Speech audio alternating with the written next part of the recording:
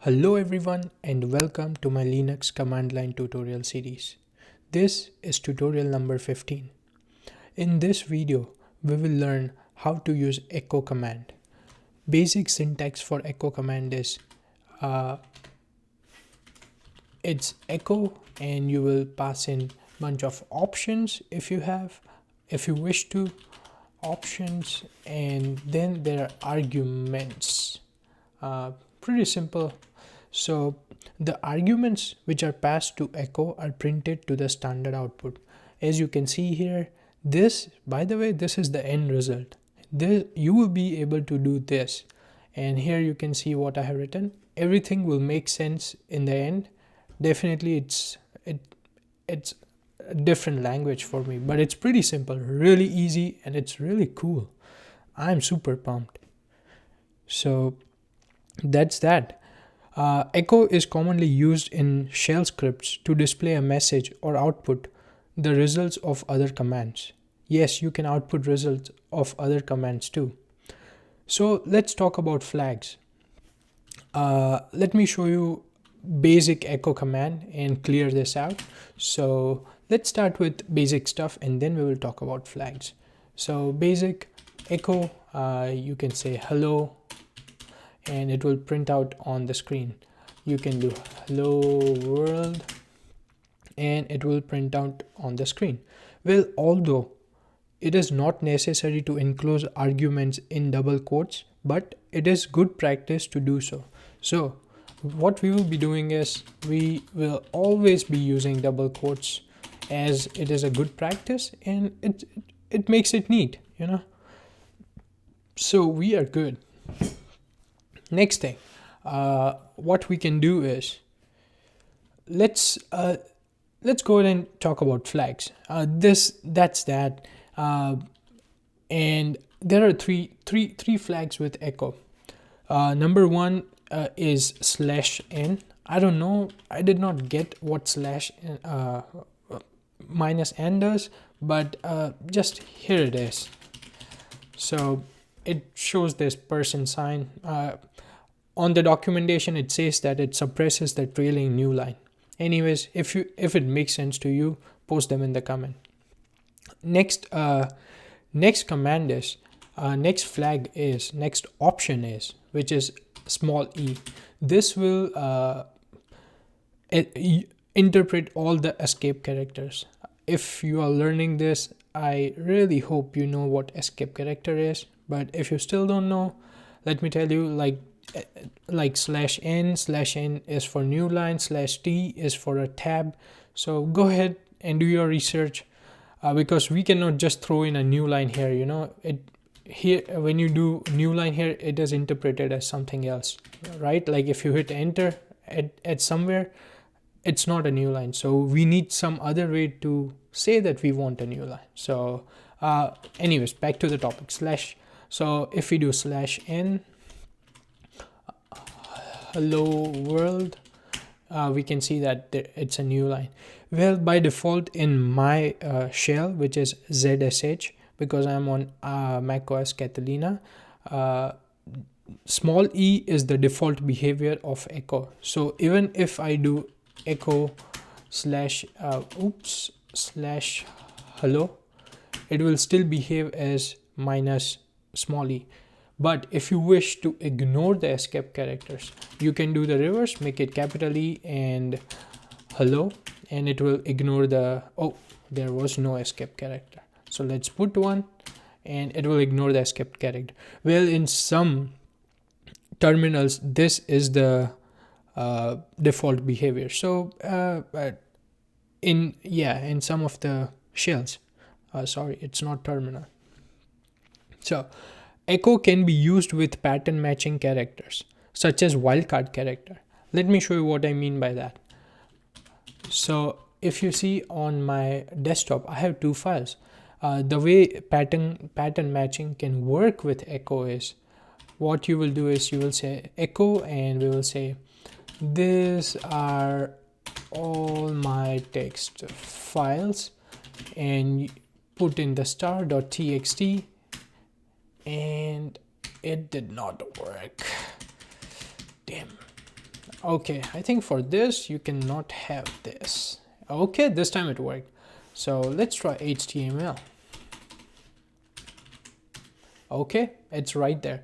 So that's how you can use pattern matching with echo. Well, all this part is not really fun. I'm excited for the last part where we do the color stuff.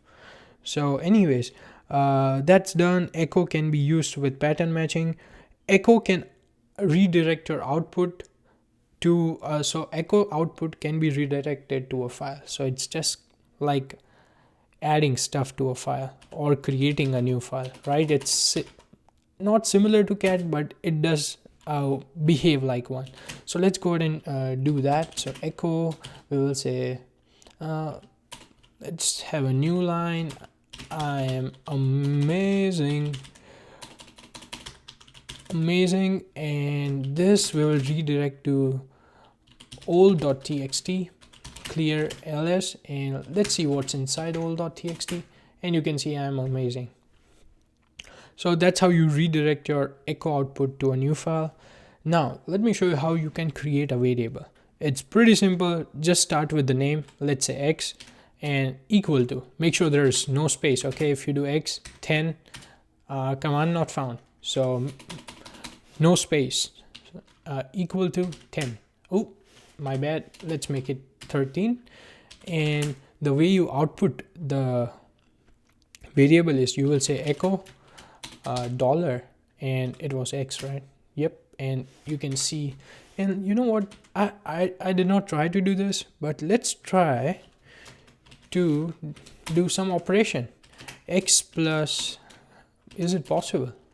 I'm just curious, you know. If it doesn't work, go ahead and Google and just figure out yourself.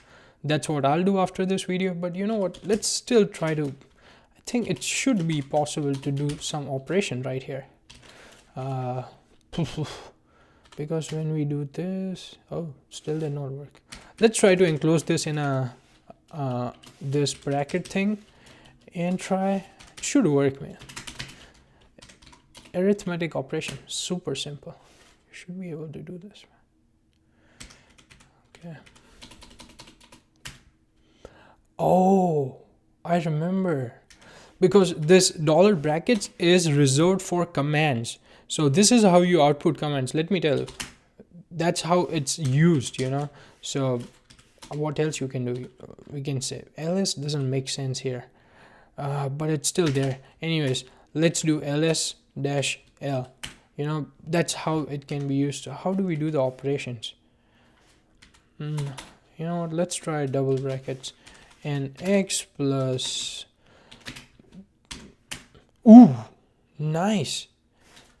Okay, so that's how it works. So what was our x? We need to see what was, I think it was 19, I don't know. Let's see, our x was 13. Okay, 13 plus 5 is 18. Cool. So if you want to do mathematical operations in echo, double brackets, well, we learned something new. I learned something new. Okay, so it is also possible to display output of another command along inside echo. That's, we saw it already, so let me show that to you once again. You will say dollar and brackets, and here you will say ls, and that's how you do it. You can do anything you want. So let's do minus l, and that's what it does. So you know, this doesn't really make sense. You know what, let's do this. You feel like, why not just write ls, right? Yeah, you're right. Let's do this. We will do contents of the files are, and this should be it. Let's do one more, make it look good, because I like when it's good. Okay. Oh no, still not good. Okay, right here.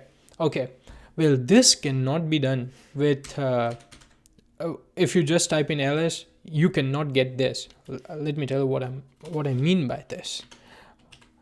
This string is not possible. Okay, and when you are leading a donkey, you need to tell some stuff. Okay, everyone is not a programmer. If you're trying to make something for a normal human, you need to tell them what it is. Okay, so only ls cannot do this. Echo is great stuff. Okay, now we will go to the best part, the color part. So we need this file. I'll definitely put a link in the description, but this is where the fun is for me especially.